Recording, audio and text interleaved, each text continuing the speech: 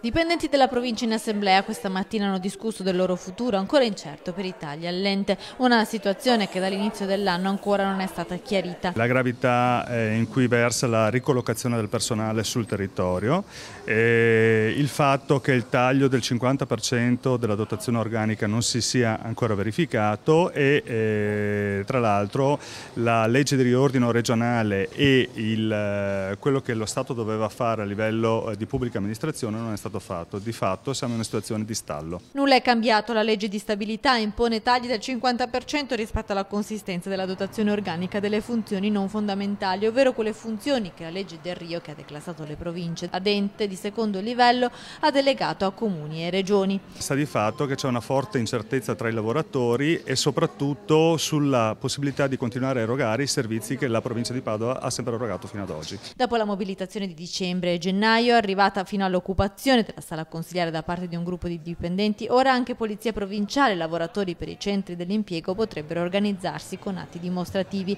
Ecco le richieste che i dipendenti della provincia fanno al presidente Enoch Soranzo. Al presidente l'unica cosa che noi possiamo effettivamente chiedere è che faccia una pressione politica a livello regionale e possibilmente anche nazionale per ottenere o degli emendamenti, delle modifiche da presa d'atto che alcune cose non funzionano, soprattutto per quanto riguarda il ricollocamento delle persone.